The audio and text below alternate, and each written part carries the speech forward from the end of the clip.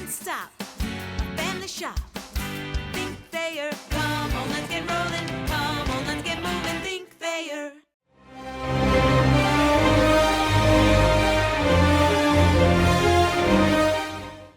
Hello and welcome to Falcon Weekly here on BGSUFalcons.com. I'm Evan Pivnick, joined by the head coach of the Bowling Green Falcons, Chris Bergeron. Coach, this past weekend against University of Alabama Huntsville, 2 wins for the Falcons. Games were probably a little bit closer than you wanted, but nonetheless 2 wins in conference. Yeah, it doesn't matter to us how close they are. The fact that we got wins both nights is something that we'll take. And we don't think we played very well Friday, but got away with one a little bit. And I thought we played better Saturday. You know, they're a good team. They're hard to play against. They work extremely hard. And like I said before, they don't care who they're playing, where they're playing, when they're playing. They're going to play the same way. And I thought our guys did well. Again, I'd like us to play better than we did on Friday.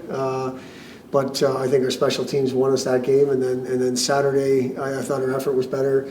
We still, at times weren't what we want to be, but I thought we were more like ourselves more of the time.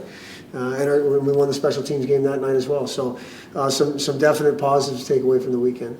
You mentioned special teams. All 5 goals in Friday night's game were on the power play. Just what's been different from the power play standpoint? Is it personnel, strategy, or just the pucks finally going? A little bit of personnel, not a whole lot of strategy, but the results. I mean, obviously, so that's what we're looking for. We're looking for more results. I thought our process was good, for the most part, both nights, starting with face-offs in the offensive zone. I thought we were able to win a few of those, so now it's immediate zone time for the power play, which is a good thing. A little bit of personnel, you're going to see some of the same people out there, but there's some new people, and just we're scoring more. And I mentioned this before. We had a good week of practice on the power play last week. I know the guys are feeling good about themselves from practice, and that momentum, it doesn't always do it this way, but that momentum carried over to a positive mindset going into the weekend, and it showed itself in results, which is a good thing. Friday night, Brandon Hawkins got the overtime winner, his first of the year. How happy were you for him to finally get the weight off his shoulders? No, I was really happy for him. We felt like the power play was going to be a key of getting him going, and I'm trying to think back about the last 4 or 5 games. I know he missed one game due to injury, but I just don't know how many good looks he's been getting, and it was nice to see him get that good look in overtime and score. He's a guy that does that. Hopefully that starts him on a little bit of a roll here.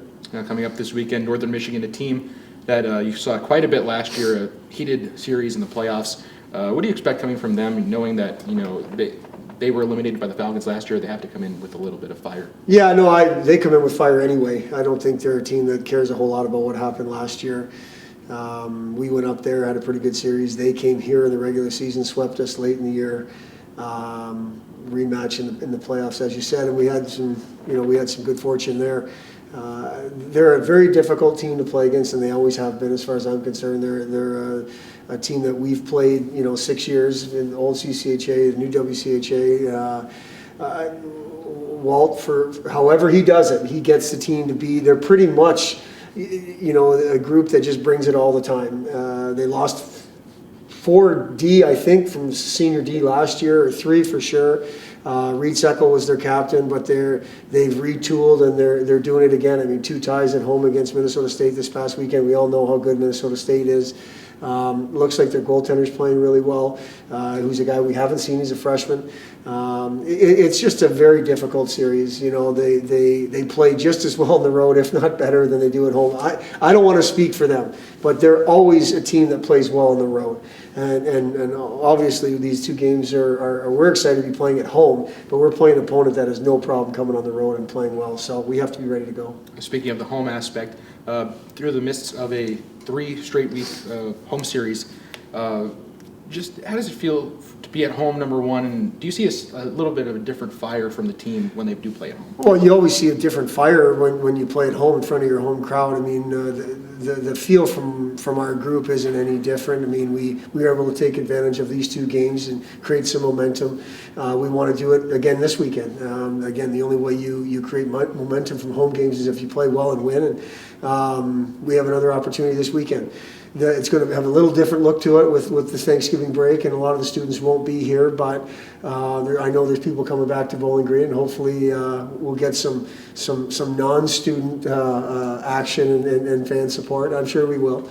But I know our guys, it's just easy to get into a routine when you're at home.